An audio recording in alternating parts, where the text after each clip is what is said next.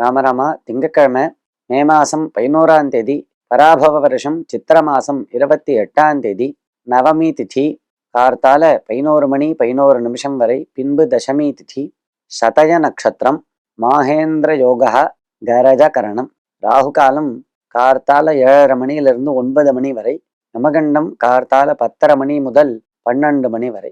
ஒரு செயலை செய்வதற்கு முன்னால் ஏன் சங்கல்பம் செய்ய வேண்டும்? சங்கல்பம் செய்யாமல் செய்யும் தானமோ தர்மமோ பலனை தராதா?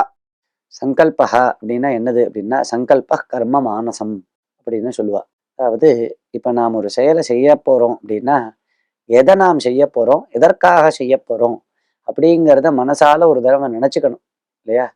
அப்போதான் அது முழுமையா ஆகும். ஒரு தடவை நாம் அதை மனசால நினச்சி பார்த்துன்ட்டு அப்புறம் செஞ்சா அது சரியானபடி ஒரு நடுப்புற ஒரு தடங்கள் இல்லாம, ஒரு ஸ்கலனம் இல்லாம சரியானபடி இது முடியும். இதைதான் சங்கல்பம்னு சொல்றது. விசேஷமாக நாம் வைதிகமான ஒரு பூஜைகள், ஹோமங்கள், அர்ச்சனைகள் கோவில்கள்ல இது மாதிரிலாம் பண்றச்ச சங்கல்பம் பண்றோம். அப்ப மனசால நினைக்கிறது மட்டும் இல்லாம வாயை திறந்து சொல்றோம்.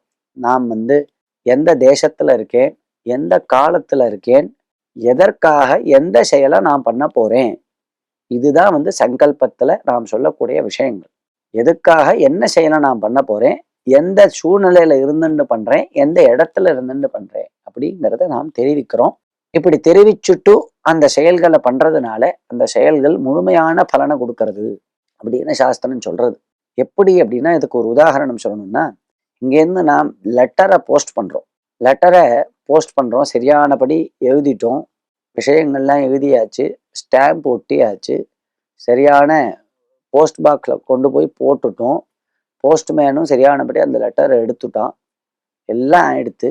ஆனால் இந்த லெட்டரில் எந்த இடத்துக்கு போகணுமோ, அதாவது டூ அட்ரஸ் எழுதவே இல்லை, பிளைனாக இருக்குது. அப்படின்னா இவ்வளவு செலவு பண்ணி அந்த லெட்டரை போஸ்ட் பண்ணதனுடைய பலன் உண்டா? எங்கே போகணுமோ அந்த இடத்த நிர்தேசம் பண்ண வேண்டாமா? அந்த மாதிரி தான் சங்கல்பம் அப்படிங்கிறது. யாரு யாருக்கு என்ன பண்ணுறோம் அப்படிங்கிறத தெரிவிக்கிறது. இதுதான் போஸ்ட் கவரில் அட்ரஸ் எழுதுற மாதிரி தான் இந்த சங்கல்பம் அப்படிங்கிறது. அப்போதான் அது தேவதைகளையும் பிதற்களையும் போய் சேர்றது அப்படின்னு சாஸ்திரங்கள் சொல்றது. அதனால கட்டாயம் சங்கல்பம் செய்து கொள்ள வேண்டும். ராமராம்.